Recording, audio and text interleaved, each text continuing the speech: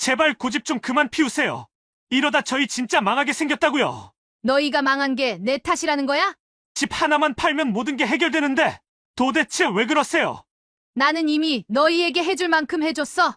이 집만큼은 절대 안 된다. 어머님, 저희도 정말 자존심 다 버리고 부탁드리는 거잖아요. 글쎄 안 된대도 내 눈에 흙이 들어가기 전까진 절대 안 돼.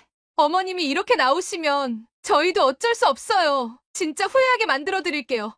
두고 보세요. 이젠 집 안 판다고 엄마한테 협박까지 하는 거냐? 협박인지 아닌지는 두고 보시면 알겠죠? 저희도 가만히 있진 않을 거예요. 여러분, 안녕하세요. 오늘은 돈에 눈이 먼 아들과 며느리에게 끔찍한 일을 당하고만 박씨 할머니의 사연입니다. 이대로 당하고만 있을 순 없다고 생각한 박씨 할머니가 어떤 통쾌한 복수를 했는지 한번 들어주실래요? 영상을 시청하시기 전 구독과 좋아요 한 번씩 부탁드립니다. 저에겐 무엇보다 큰 힘이 됩니다. 그럼 오늘의 사연 시작하겠습니다. 안녕하세요. 저는 박수님입니다. 찬바람이 불어오는 겨울 아침, 저는 텃밭에 나가 봄동과 쑥갓을 돌보고 있었습니다. 차가운 흙을 만져도 마음만큼은 따뜻했어요. 내년 봄, 아들과 며느리에게 나눠줄 생각에 벌써부터 마음이 설렜기 때문이죠. 이 작은 텃밭은 저에게는 삶의 일부와도 같았고, 비록 나이가 들고 허리가 자주 아프지만 손수 키운 채소를 자식들에게 건네줄 때의 뿌듯함은 말로 다 할 수가 없었습니다. 남편과 함께 일궈온 이 땅, 이 집과 텃밭은 제게 단순한 생활의 터전이 아니었습니다. 남편과의 수많은 추억, 아이들을 키우며 보냈던 시간, 가족의 웃음소리들, 제 인생이 담긴 장소였어요. 어느 날 아침 아들 윤재와 며느리 민영이가 집을 찾아왔습니다. 두 사람이 이 시골까지 찾아오는 일은 드물었기에 조금은 의아했지만 반가운 마음에 얼른 대문을 열어주었습니다. 어머님, 텃밭에서 일하고 계셨어요? 이렇게 날도 추운데. 며느리가 걱정스러운 표정으로 말을 걸었습니다. 봄에 너희들 줄 생각하면 하나도 힘들지 않아. 엄마는 아직도 이게 재밌단다. 저는 웃으며 대답했지만 며느리의 다음 말은 제 마음 한구석을 찌르는 것만 같았습니다. 굳이 왜 이렇게 힘을 들이세요? 그냥 마트에서 사 먹으면 되잖아요. 그 말을 듣는 순간 깜짝 놀라고 말았습니다. 아들과 며느리를 위해 애쓰는 제 마음이 그저 쓸데없는 고생으로 보인다는 듯한 말투였거든요. 마트 채소랑 이건 다르지. 직접 키운 거라 더 맛있고 정성도 담겨 있으니까. 저는 속마음을 드러내지 않으려 애쓰며 대답했습니다. 그때 아들 윤재가 거들었습니다. 엄마, 그래서요. 저희가 드릴 말씀이 있는데 이제는 이런 일 하지 말고 그냥 편하게 사시는 게 어떨까 싶어요. 저는 손에 쥔 삽을 내려놓으며 아들을 바라봤습니다. 무슨 말을 하고 싶은 거니?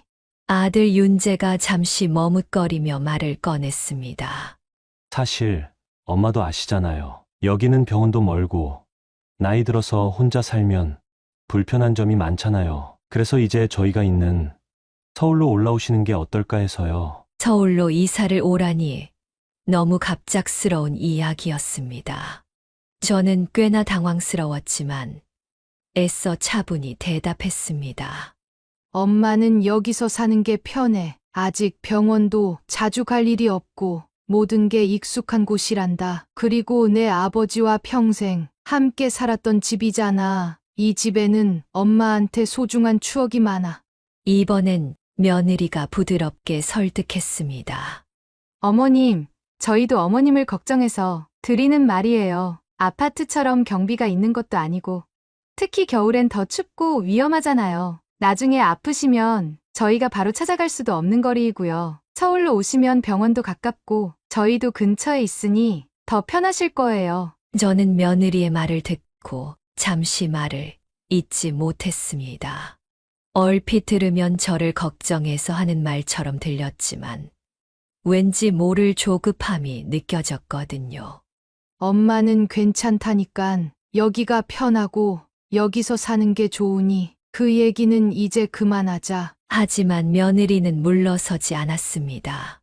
어머님, 너무 고집 부리지 마세요. 여기가 편하다고 하시지만 집도 많이 나갔잖아요. 솔직히 수리 비용도 많이 드실 거고 차라리 그 돈으로 서울에서 더 안전하고 좋은 집에서 사시는 게 낫지 않을까요? 그 말을 듣는 순간 저는 며느리의 말 속에 숨은 진짜 이유를 알 것 같았습니다.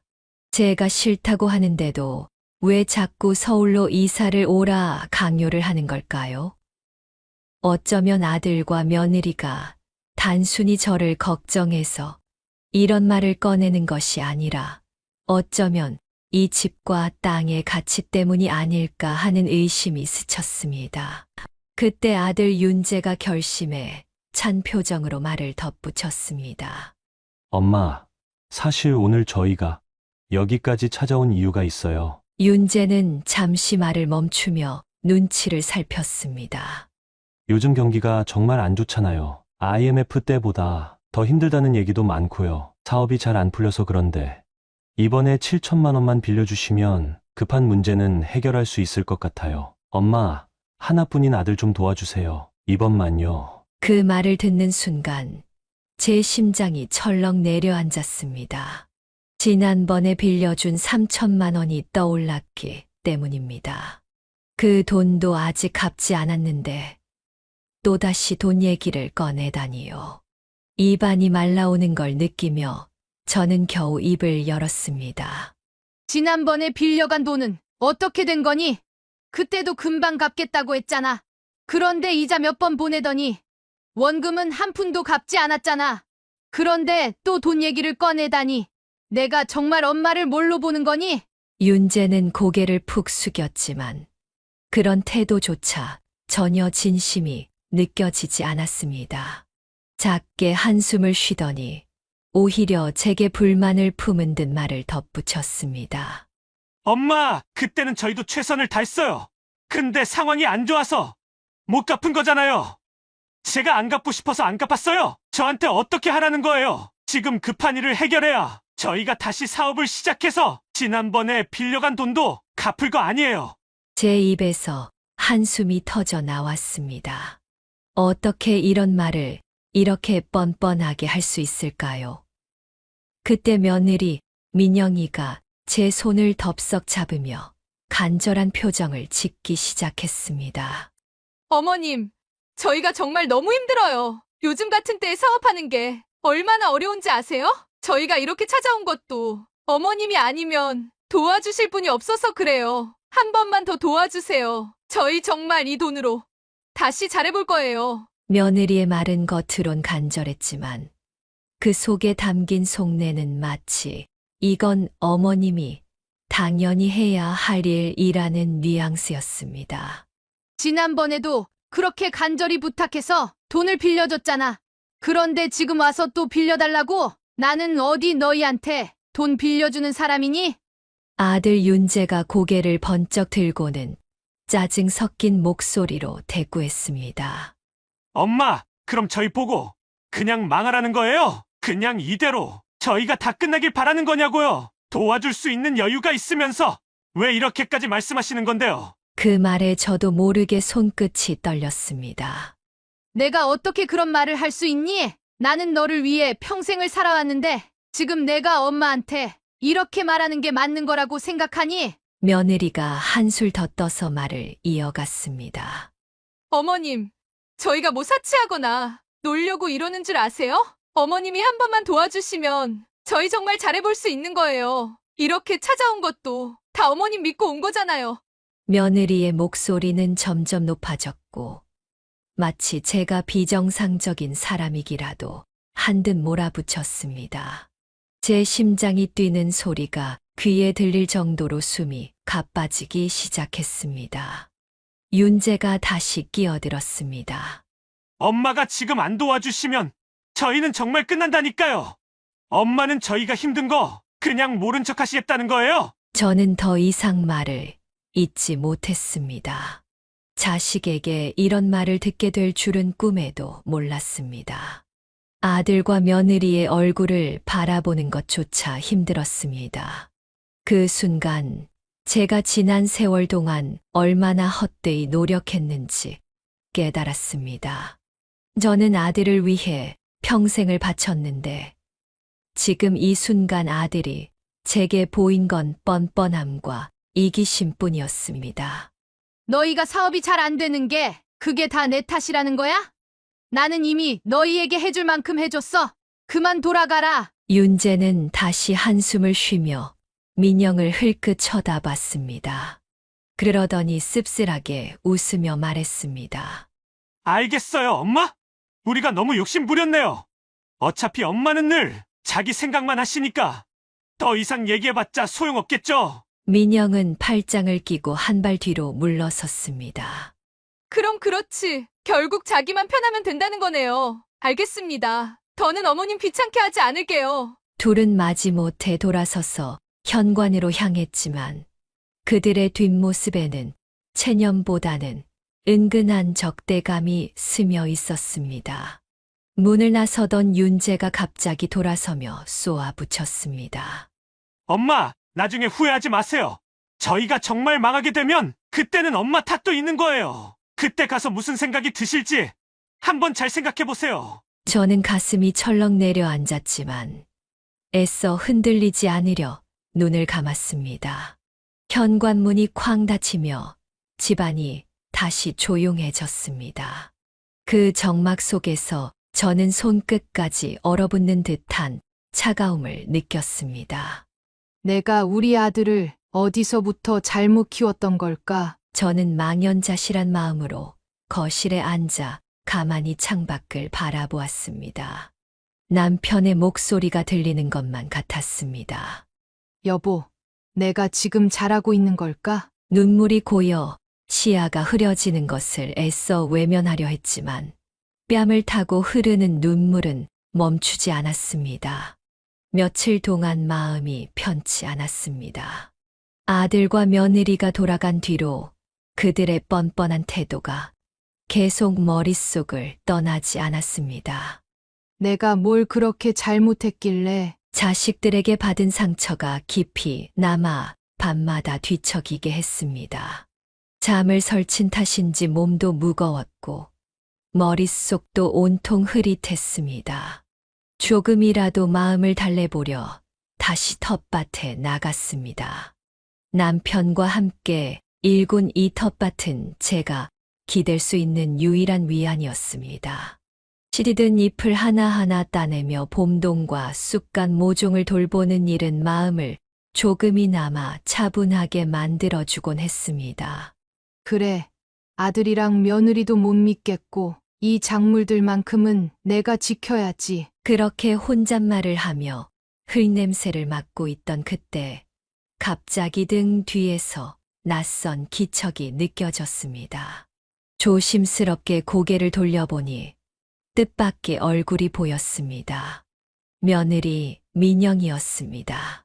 그런데 며느리 옆에 또 한 명의 얼굴이 보였습니다. 안사돈이었습니다. 어머님, 안녕하세요. 저희 왔어요. 민영은 겉으로 상냥한 미소를 지으며 손을 흔들었고 안사돈도 부드러운 표정을 짓고 있었습니다. 저는 순간 말문이 막혔습니다. 며느리가 자기 친정어머니까지 데리고 이렇게 갑자기 나타나다니.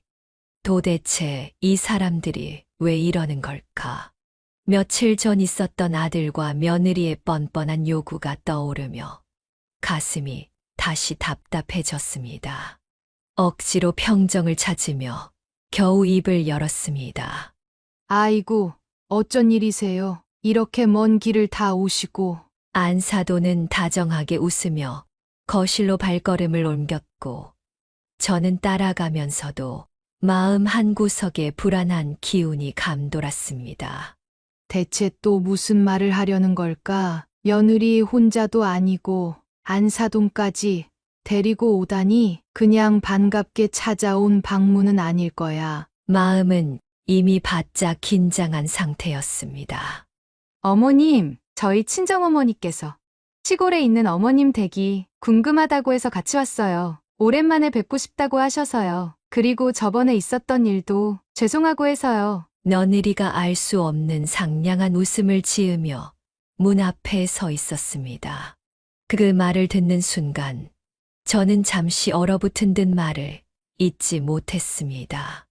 며느리의 상냥한 미소가 어디까지 진심인지 가늠하기조차 어렵더군요. 저는 애써 반갑게 맞이하려 했지만 속으로는 경계심이 들 수밖에 없었습니다.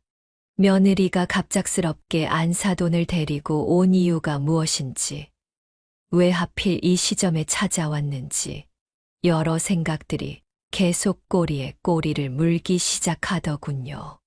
안사돈은 여유로운 표정으로 주위를 둘러보며 천천히 고개를 끄덕이고 있었습니다. 집이 참 정겹네요. 공기도 좋고 조용해서 마음이 편안해지는 것 같아요. 안사돈의 말투는 겉으론 상냥하게 느껴졌지만 그 속에서 묘한 거리감이 느껴졌습니다.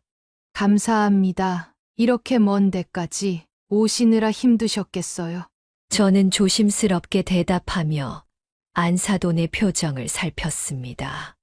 안사돈은 여전히 웃고 있었지만 며느리 민영이의 얼굴에는 어딘가 모를 초조함이 서려 있더군요.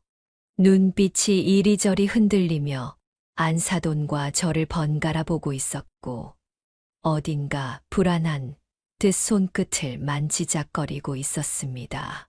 아이고, 오래된 집을 잘 관리하셨네요. 요새 이렇게 낡은 시골집은 구경하기도 힘든데요. 안사돈이 벽지와 마루를 살펴보며 말했습니다.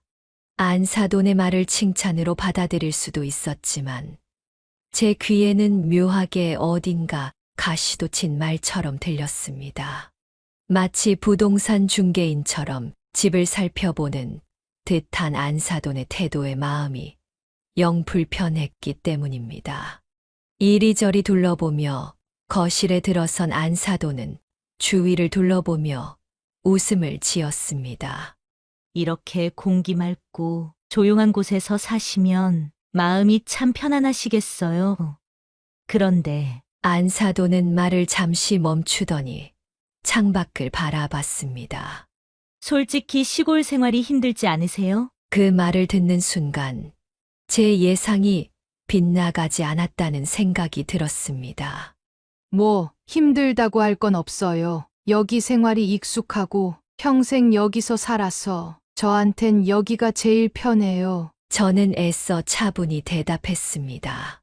사실 저도 얼마 전까지 시골에서 살았거든요. 친정도 시골이었고요. 그런데 나이가 드니 시골 생활이 참 쉽지가 않더라고요. 특히 겨울에 너무 춥고 버스도 하루 몇 대 오지 않잖아요. 병원 가는 것도 일이었고 특히 요즘은 시골이라 하더라도 이웃끼리 얼굴 보는 일도 적잖아요. 안사돈은 살짝 고개를 흔들며 말을 이어갔습니다. 그래서 제가 남편하고 결심하고 서울로 올라왔어요. 처음에는 걱정도 많이 됐죠. 익숙한 곳을 떠나서 새로운 곳으로 간다는 게 쉬운 일은 아니잖아요. 그런데요, 지금 와서 생각해보면 그것만큼 잘한 선택이 없는 것 같아요. 저는 찻잔을 내려놓으며 안사돈의 얼굴을 가만히 바라봤습니다. 안사돈은 손으로 옷깃을 만지작거리며 말을 계속했습니다. 올 겨울이 특히 더 추울 것 같다고 하던데요. 그럼 난방비도 만만치 않을 것 같고요. 서울에서는 그런 걱정 안 하고 살 수 있어요. 이런 말 드리긴 죄송하지만 저는 다시 시골에 살려면 절대 못할 것 같아요. 안사돈의 말은 마치 저를 설득하려는 강한 의도가 담긴 듯 했습니다. 저는 숨을 깊이 들이쉬며 조용히 대답했습니다. 그래도 저는 여긴 제 삶이 녹아 있는 곳이고 제 추억이 깃든 집이에요. 제가 너무 참견했나요? 하지만 오래오래 건강하게 사시려면 더 편하고 좋은 환경이 필요하다는 마음에서 드리는 말이에요. 안사돈의 말에서 제 마음을 흔들고자 하는 의도가 강하게 느껴졌습니다. 안사돈은 잠시 말을 멈췄지만 여전히 미소를 지으며 차를 한 모금 마셨습니다. 그 미소 속에 담긴 조급함과 무언의 압박이 차갑게 제 가슴에 다가왔습니다. 저는 마음을 조금 진정시키고 싶어 급히 차를 다시 내오겠다며 부엌으로 향했습니다. 그때 그 순간 문 너머로 며느리와 안사돈이 나누는 대화 소리가 들렸습니다. 순간 등골이 서늘해지기 시작하더군요. 엄마, 이번엔 꼭 설득해야 해요. 여기 최근에 땅값이 올라서 집 팔면 돈이 꽤 될 거예요. 어떻게든 이 집만 팔게 만들면 저희가 엄마한테도 조금 떼어드릴게요. 다시 잘 좀 꼬셔주세요. 노인들 꼬시는 건 내가 전문이잖니. 걱정 마. 그들의 대화를 듣는 순간 제 손에 들고 있던 찻잔이 흔들리고 말았습니다. 손끝이 떨리고 머리가 하얘졌습니다. 그동안 애써 부정하려 했던 의심이 사실로 드러나는 순간이었습니다.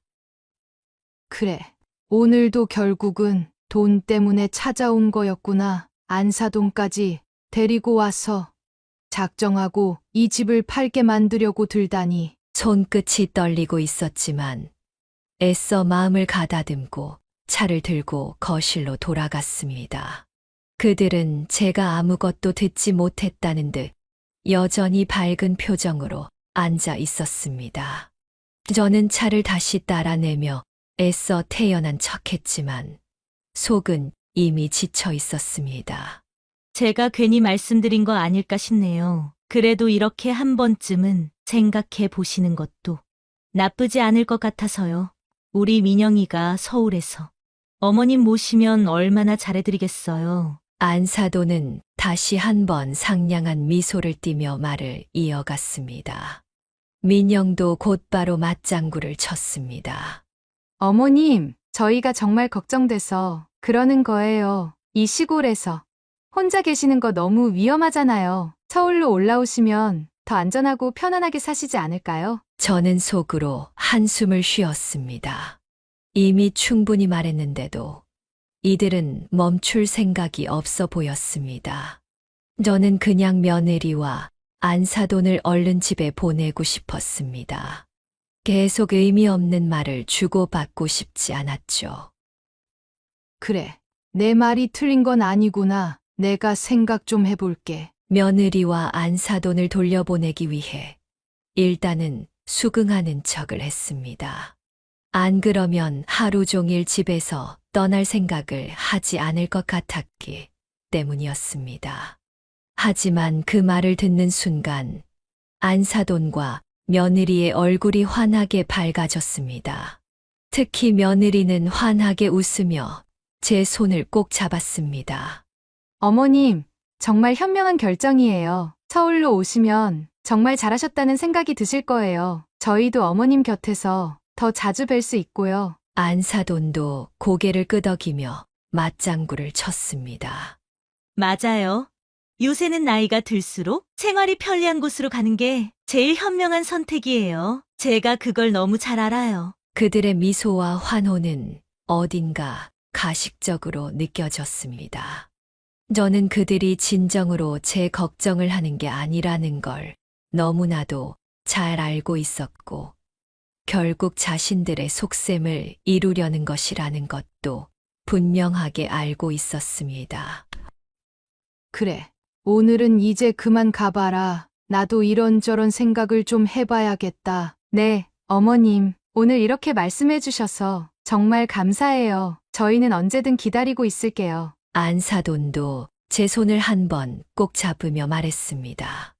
오늘 정말 감사했어요. 다음엔 제가 더 좋은 걸 준비해서 뵐게요. 그때는 더 편하게 얘기 나눠요. 저는 그들의 뒷모습을 보며 마음이 한없이 무거워졌습니다. 대문을 닫으면서도 머릿속은 온갖 생각으로 뒤엉켰습니다. 그날 밤 저는 휴대전화를 꺼내 아들과 며느리의 연락처를 차단했습니다. 안사돈까지 데리고 와서 저를 설득하려 한 그들의 태도에 더 이상 믿음이 가지 않았기 때문입니다. 그들은 단 한 번도 저를 진심으로 대하지 않았습니다. 오로지 자신들의 계획만을 위해 저를 설득하려 했다는 사실이 너무나도 서글펐습니다. 이게 자식이고 며느리란 말인가? 내가 뭘 그렇게 잘못했기에 이렇게까지 나를 몰아붙이는 걸까? 잠자리에 누웠지만 잠은 쉽게 오지 않았습니다. 문득 남편이 살아있었다면 이 상황에서 뭐라고 했을지 생각했습니다. 그 사람은 제게 분명히 말했겠죠. 우리 집은 우리가 지켜야 해. 이 집은 우리의 전부잖아. 그런 생각이 떠오르자 눈물이 흐르기 시작했습니다. 그래. 이 집은 내가 지킨다. 나 혼자라도 지킬 거야. 이 집은 내 인생이었고 내 모든 추억이 깃든 곳이야. 아무도 이걸 빼앗아갈 수 없어. 그날 밤 저는 마음속으로 결심했습니다. 가족이라 해도 제 삶의 중심을 흔들려는 사람들을 더 이상 받아들이지 않기로. 그리고 그 결심은 저를 더욱 단단하게 만들어 주었습니다. 며느리와 사돈이 돌아간 뒤로 며칠 동안 아들과 며느리로부터 수십 통의 전화가 걸려왔습니다. 저는 이미 그들의 번호를 차단해 놓은 상태였기에 한 통도 받지 않았죠. 하지만 차단된 번호에서 걸려온 부재중 전화 알림이 통화 목록에 수십 통씩 쌓여 있는 것을 볼 때마다 마음 한구석이 무거워졌습니다. 이렇게까지 포기하지 않는 걸 보면 정말 지독하구나. 차단된 알림을 보면서도 저는 절대 먼저 연락하지 않았습니다. 그들이 아무리 전화를 걸어대도 제가 굴복하지 않을 거라는 다짐을 다시금 되새겼습니다. 그러던 어느 날 텃밭에서 작업을 마치고 집 안으로 들어오는데 대문 밖에서 인기척이 느껴졌습니다. 누군가 문 앞에서 서성이는 것 같았습니다. 저는 순간 아들이 다시 찾아온 건 아닐까 싶어 심장이 덜컥 내려앉았습니다. 문을 열어보니 낯선 두 남자가 서 있었습니다. 덩치가 크고 험상궂은 얼굴에 날카로운 눈빛을 가진 사람들이었습니다. 한 명은 담배를 피우며 저를 위아래로 훑어보았고 다른 한 명은 묵직한 목소리로 말을 꺼냈습니다. 여기 집주인 맞으시죠? 저는 경계하며 대답했습니다. 네. 그런데 누구신데요? 그들은 문 앞에서 한 발짝 다가오며 말을 이어갔습니다. 우린 부동산 쪽에서 나온 사람들이에요. 여기 땅 팔린다는 얘기가 있어서 찾아왔는데 어르신이 생각을 잘 안 바꾸신다고 해서요. 그래서 직접 얘기 좀 하러 왔습니다. 저는 그들의 태도에 불쾌함을 느꼈습니다. 땅을 판다는 얘기는 누구한테 들으셨는지 모르겠지만 저는 그런 계획 없습니다. 그러니 돌아가세요. 그러나 그들은 물러서지 않았습니다. 담배를 피우던 남자가 비웃듯 고개를 젓더니 저를 노려보며 말했습니다. 어르신, 이런 얘기는 한 번에 끝내는 게 좋습니다. 우리가 좋은 조건으로 해결하려고 하니까 어르신도 너무 고집 부리지 마세요. 괜히 시간 끌다가 나중에 후회하지 마시고요. 그들의 뻔뻔한 태도에 저도 모르게 화가 치밀어 올랐습니다. 무슨 소리를 하시는 거예요? 나는 이 땅 팔 생각이 없다고요. 여기서 더 이상 이상한 얘기하지 마시고 당장 돌아가세요. 그러자 다른 남자가 짧게 웃으며 비꼬듯 말했습니다. 어르신, 우리가 이렇게까지 찾아온 이유가 있겠죠? 괜히 우리 말 무시하다가 큰일 나지 마세요. 얌전히 해결하면 서로 좋잖아요. 그들의 협박 같은 말에 저는 순간 두려움이 밀려왔습니다. 하지만 겁먹은 모습을 보이고 싶지 않아 최대한 단호하게 대답했습니다. 당신들이 뭐라 하든 내 결정은 바뀌지 않을 겁니다. 이 땅 팔 생각 없으니 당장 나가주세요. 그들의 표정이 일그러지더니 담배를 피우던 남자가 조롱하듯 말했습니다. 어르신, 이렇게 고집부리셔도 아무 소용없어도 두고 보세요. 결국엔 우리한테 팔 수밖에 없게끔 만들어드리죠. 그때 옆집 최 씨 할아버지가 이 소란을 듣고 마당으로 나왔습니다. 이게 무슨 소란이요? 어르신 혼자 계신 집에 와서 이런 식으로 하면 쓰나? 최 씨 할아버지는 부동산 업자들을 향해 호통을 치기 시작했습니다. 너희들 당장 나가지 못해. 이런 깡패 같은 짓이 어딨어? 당장 나가. 하지만 부동산 업자 중 한 명이 비웃으며 최 씨 할아버지에게 가까이 다가갔습니다. 할아버지, 우리 일이니까 참견하지 마세요. 괜히 그러다 다치십니다. 그리고는 갑작스럽게 최 씨 할아버지를 밀쳐버렸습니다. 힘없이 땅에 주저앉는 할아버지의 모습에 저는 비명을 질렀습니다. 어르신, 괜찮으세요? 저는 급히 휴대전화를 꺼내 경찰에 신고했습니다. 여기 사람이 다쳤어요. 깡패 같은 사람들이 협박까지 하고 할아버지를 밀쳤어요. 잠시 후 경찰차가 사이렌을 울리며 도착했고 부동산 업자들은 순식간에 태도를 바꿨습니다. 경찰 앞에서는 시치미를 떼며 우린 그냥 얘기하러 온 거였는데요. 이분들이 좀 과민 반응하시는 것 같네요. 하지만 최 씨 할아버지가 강하게 항의하며 상황을 설명했습니다. 이 사람들이 집을 강제로 팔게 만들겠다고 박 씨 할머니를 협박하고 나를 밀쳤어. 내가 이 나이에 이런 일을 겪을 줄은 몰랐네. 부동산 업자들은 마지막까지 저를 노려보며 어르신, 이렇게까지 하시다니 후회 안 하시겠죠? 라는 말을 남기고 끌려갔습니다. 저는 그제야 숨을 고를 수 있었습니다. 하지만 그들의 협박과 마지막 한마디는 제 머릿속에 깊이 박혀 떠나지 않았습니다. 그날 저녁 마음을 진정시키기 위해 다시 텃밭으로 나갔습니다. 하지만 눈앞에 보이는 풍경은 저를 또다시 깊은 충격에 빠뜨렸습니다. 봄동과 쑥갓 잎들이 하나같이 시들어 있었습니다. 왜 이런 걸까? 손으로 잎을 만져보니 물기가 없고 잎끝이 말라 있었습니다. 그동안 애써 가꿔왔던 작물들이 힘없이 고개를 떨구고 있는 모습에 가슴이 아팠습니다. 그 모습에서 문득 아들 윤재와 며느리 민영이가 떠올랐습니다. 한때는 제게 사랑했던 자식이었지만 이제는 뿌리째 시들어버린 듯한 그들의 모습이 겹쳐 보였습니다. 내가 뭘 잘못했길래 저 아이들이 저렇게 됐을까? 이렇게 뻔뻔하고 이기적으로 변한 게 다 내 탓인가? 텃밭 한가운데서 손끝으로 시든 잎을 쓸어내리며 저는 홀로 흐느꼈습니다. 저를 위협하던 부동산 업자들, 그리고 안사돈과 함께 저를 설득하려던 며느리, 심지어는 끝까지 뻔뻔했던 윤재까지 그들의 행동 하나하나가 제 마음을 후벼 팠습니다. 그날 밤 저는 텃밭을 바라보며 굳게 다짐했습니다. 더 이상 누구에게도 이 집을 흔들리게 두지 않겠어.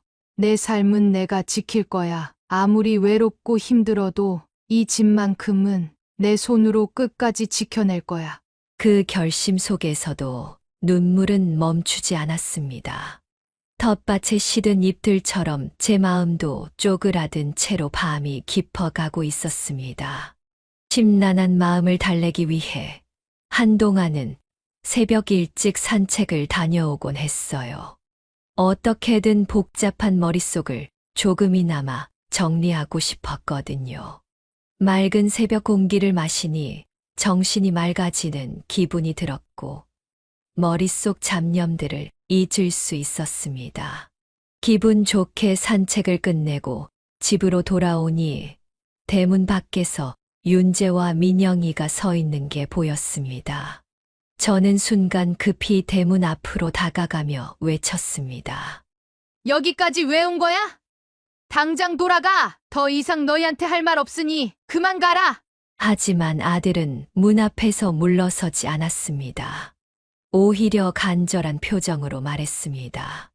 엄마, 우리 이번에는 정말 사과하러 왔어요. 제발 한 번만 우리 얘기를 들어주세요. 민영도 그의 옆에서 눈물을 글썽이며 거들었습니다. 어머님, 저희가 그동안 너무 잘못했어요. 돈 얘기도 꺼내지 않을게요.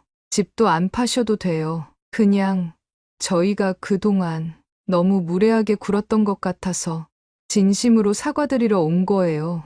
아들의 말은 겉으로는 진심처럼 들렸지만 저는 여전히 경계심을 풀지 못했습니다. 이 아이들이 갑자기 왜 이러지? 설마 또 무슨 속셈이 있는 건 아니겠지? 사과는 무슨 사과야? 이제 와서 또 나를 속이려는 거 아니니? 너희가 진심이라면 제발 나를 그냥 두고 가줘. 하지만 아들과 며느리는 한 발짝도 물러서지 않았습니다. 어머님, 저희가 정말 잘못했어요. 이렇게 찾아온 것도 용기 내서 온 거예요. 저희가 너무 무례했지만 이제는 진심으로 사과드리고 싶어요. 그들의 말이 진짜인지 아닌지는 알 수 없었지만 그렇다고 용서를 구하러 온 아들 며느리를 문전박대하는 건 제 마음이 허락하지 않았습니다. 그래. 그래도 내 자식들인데 마지막 기회라고 생각하고 한 번만 받아주자. 그렇게 저는 마음을 접고 일단 그들의 사과를 받아주기로 했습니다. 어머니, 근처에 카페가 새로 생겼다고 들었어요.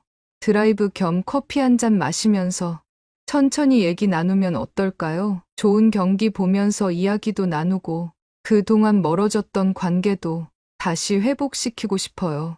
며느리가 조심스럽게 제안했습니다. 저는 잠시 망설였지만 그들의 간청을 뿌리칠 수 없었습니다. 그래, 같이 커피 마시러 가는 거야. 얼마든지 좋아. 하지만 더 이상 이상한 소리 하면 안 돼. 아들과 며느리는 환한 미소를 지으며 저를 차에 태웠습니다. 카페에 도착하자 아들과 며느리는 다시 한번 사과를 건네며 앞으로 잘 지내보자는 얘기들을 하더군요. 시간이 지나면 진심인지 아닌지 알 수 있겠지. 그렇게 스스로를 설득하고 있었습니다. 1시간쯤 후 집으로 돌아오는 길. 차가 대문 앞에 멈추는 순간 제 눈앞에 펼쳐진 광경에 심장이 멎는 듯 했습니다. 집에서 검은 연기가 피어오르고 있었고 이미 곳곳에서 불길이 치솟고 있었습니다. 저게 뭐야? 내 집이 불타고 있어. 저는 차에서 급히 내려 비틀거리며 대문 안으로 들어갔습니다. 불길은 이미 집의 대부분을 집어삼키고 있었습니다. 창문마다 뿜어져 나오는 검은 연기와 타들어가는 소리가 섞여 귀를 찔렀습니다. 아이고, 이게 대체 무슨 일이야? 저는 주저앉아 흐느끼며 불타는 집을 바라봤습니다. 이 집은 제가 평생을 바쳐 갖고 온 터전이었고 남편과의 추억이 고스란히 담긴 곳이었습니다. 그 모든 것이 눈앞에서 불길 속으로 사라져 가고 있었습니다. 아들과 며느리가 제 옆에 다가왔습니다. 하지만 그들의 반응은 제가 기대했던 것과는 너무나도 달랐습니다. 엄마, 진정하세요. 어차피 이 집은 낡아서 제대로 된 집값도 못 받잖아요. 어차피 땅값만 남았던 거예요. 그러니 이렇게 된 거 이참에 땅이라도 정리하시는 게 좋지 않을까요? 아들의 말을 듣는 순간 저는 차갑게 굳어버렸습니다. 뭐라고 했니? 지금 엄마 집이 불타고 있는 걸 보면서 어떻게 그런 말을 할 수 있니? 아들 윤재는 오히려 한숨을 쉬며 덧붙였습니다. 엄마, 현실적으로 생각해보세요. 어차피 집은 복구가 안 될 테니 땅이라도 빨리 팔고 정리하는 게 나아요. 저희도 엄마도 이제 편하게 살 수 있는 방법이잖아요. 그들의 태도를 보며 저는 가슴이 무너지는 듯한 충격과 함께 한 가지 확신이 들었습니다. 이 불이 단순한 사고가 아니라는 것, 그리고 그 배후에 제 아들과 며느리가 있을 수도 있다는 불길한 생각이었습니다. 너희들 설마 너희가 이 짓을 한 거니? 저는 떨리는 목소리로 물었습니다. 하지만 윤재와 민영은 당황하지도 않고 오히려 억울하다는 듯한 표정을 지었습니다. 그 이후 저는 한동안 마을회관에서 지내고 있었습니다. 집이 불에 타버렸으니 어디 있을 곳이 없었죠. 그리고 생각보다 경찰서에서 연락이 오지 않았습니다. 눈이 빠져라 경찰서에서 연락이 오기만을 기다린 지가 어느새 몇 주가 지났습니다. 그리고 드디어 경찰서로부터 잠시 방문해달라는 연락이 왔어요. 전화기를 내려놓으면서도 손이 떨려왔습니다. 설마 정말 누군가 일부러 저지른 일일까? 아니면 단순한 사고였을까?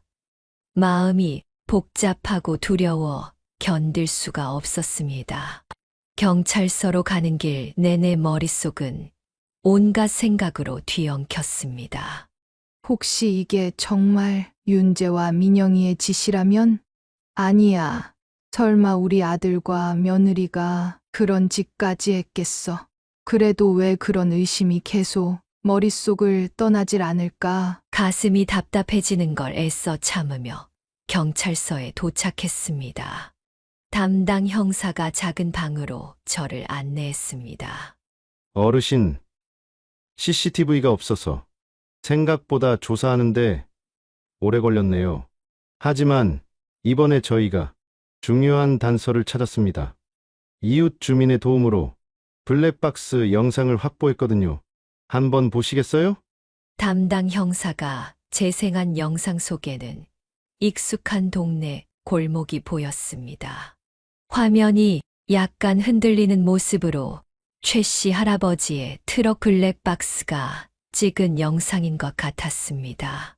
그리고 그곳에 나타난 두 사람.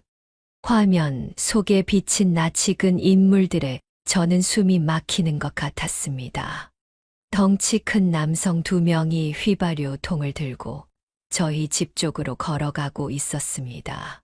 부동산 업자라고 주장했던 바로 그 남자들이었습니다. 영상 속 그들은 대문 앞에서 잠시 망설이는 모습을 보여준 뒤 곧 휘발유통을 들고 집으로 들어갔습니다.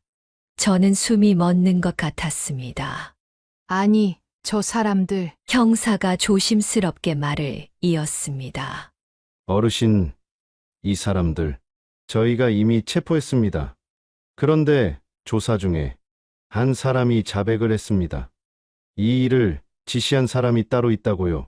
지시한 사람이라뇨? 형사는 천천히 고개를 끄덕였습니다.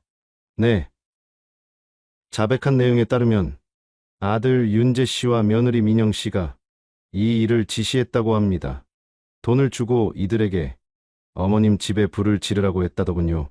집을 태워야 땅을 팔 수 있으니 그 방법밖에 없었다고요. 그 말을 듣는 순간 세상이 무너져 내리는 것 같았습니다. 제 손은 떨리고 숨이 가빠왔습니다. 뭐라고요? 우리 아들이랑 며느리가 그런 짓을 했다고요? 형사는 조심스럽게 고개를 끄덕였습니다. 저희가 곧 윤재 씨와 민영 씨를 소환해서 조사할 예정입니다. 하지만 영상과 자백이 있으니 혐의는 명백합니다. 저는 자리에 주저앉았습니다. 그동안의 우려가 현실이 되고 말았기 때문입니다. 그동안 도시로 이사하라고 집요하게 말했던 것, 병원이 멀다며 설득했던 것, 안사돈까지 데려와 압박했던 모습들 모든 게 이어져 퍼즐처럼 맞춰지는 순간이었습니다. 집으로 돌아가는 길에 버스 창밖을 멍하니 바라봤습니다. 머릿속은 텅 빈 것 같았지만 가슴 한편에서는 분노와 배신감이 소용돌이치고 있었습니다. 설마 이런 짓까지 벌일 줄이야. 왜 이런 끔찍한 짓을 했을까? 돈이 뭐라고? 돈이 대체 뭐길래? 집에는 아직 불에 타고 남은 잿더미가 그대로 남아 있었습니다. 마치 제 인생의 잔해처럼 느껴졌습니다. 저는 마당 한가운데 주저앉았습니다.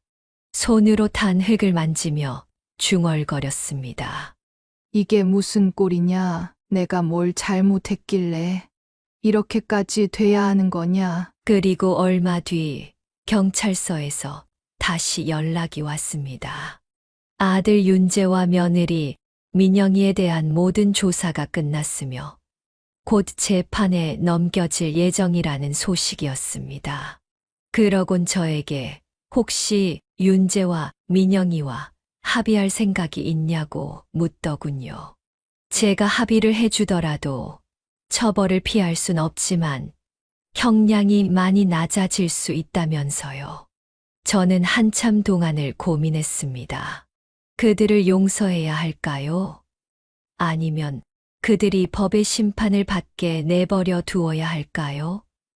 저는 몇 날 며칠 고민 끝에 결국 저는 합의를 하지 않기로 결심했습니다.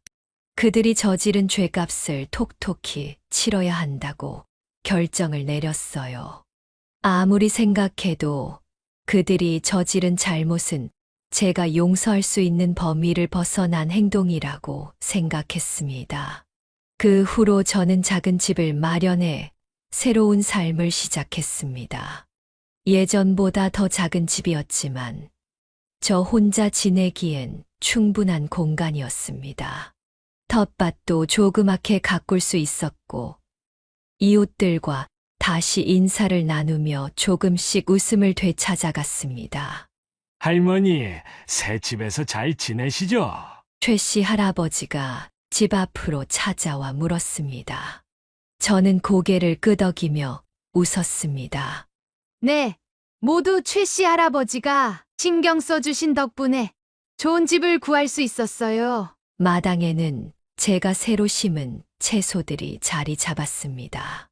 작지만 다시 시작할 수 있다는 희망을 품으며 키운 작물들이었습니다. 저는 바람에 흔들리는 작물들을 보며 아들과 며느리를 떠올랐습니다. 그들이 저지른 잘못을 용서할 순 없지만 그들을 미워하지 않기로 다짐했어요. 그들을 미워해봤자 오히려 상처받는 건 제 마음일 테니까요. 이젠 오로지 제 마음의 평화를 찾는 게 무엇보다 중요한 일이라 생각하기 때문입니다. 그런데 사연을 작성하고 있는 바로 오늘 아침 안사돈이 갑작스럽게 찾아왔습니다. 주소문에 제가 새로 마련한 집을 찾아왔더라고요. 안사돈은 제 앞에서 죄송하다며 무릎을 꿇고 용서를 구하기 시작했습니다. 제가 뭐라 드릴 말씀이 없네요. 우리 민영이가 정말 미쳤었나 봅니다. 제가 그 애를 잘못 가르친 것 같아요. 정말 죄송합니다. 저는 말없이 사돈을 바라보았습니다. 그녀의 말이 진심일 수도 있었지만 이상하게 그 말 속에서 진정한 사과는 느껴지지 않았습니다.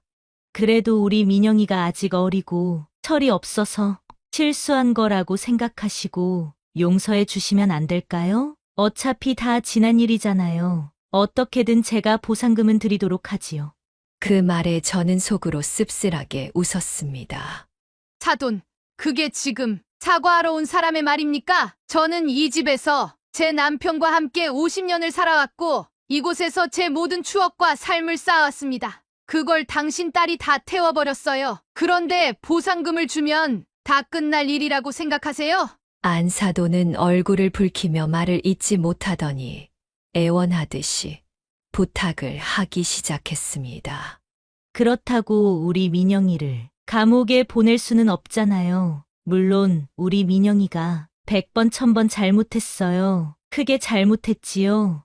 하지만 그렇다고 진짜 아들이랑 며느리를 감옥에 보내실 생각이세요? 차돈, 한 번만 더 생각해 주세요. 합의만 해 주시면 감옥엔 안 간다고 해요. 제가 어떻게든 보상할게요.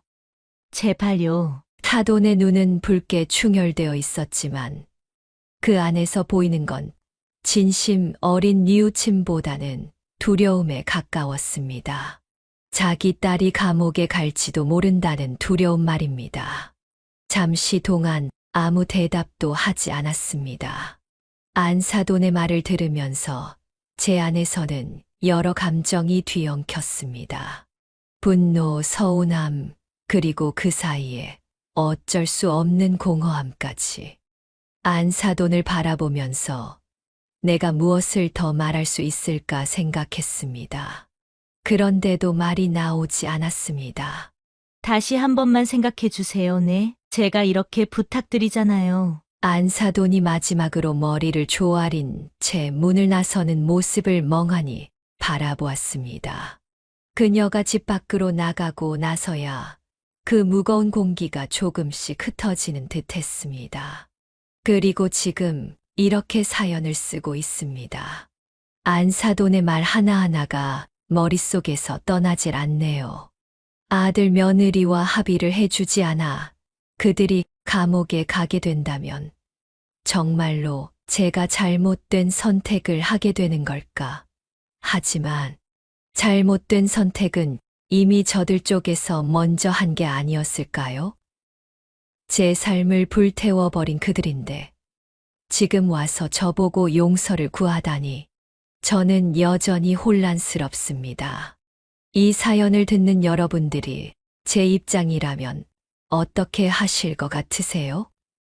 여러분들의 솔직한 생각을 댓글로 남겨주시면 몇 번이고 읽어보며 제가 결정을 내리는데 참고하도록 하겠습니다.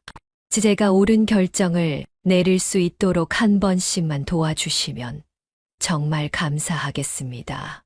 지금까지 박씨 할머니의 사연을 들어주셔서 감사합니다. 박씨 할머니의 사연을 들으니 참 많은 생각이 드는 것 같습니다. 여러분들의 가정엔 부디 이런 끔찍한 일 없이 항상 즐겁고 행복한 일만 가득하셨으면 합니다. 영상을 종료하시기 전 구독과 좋아요 아직 안 누르신 분들이 계신다면 꼭 한 번씩 부탁드리며 저는 다음 영상으로 다시 여러분을 찾아뵙겠습니다. 감사합니다.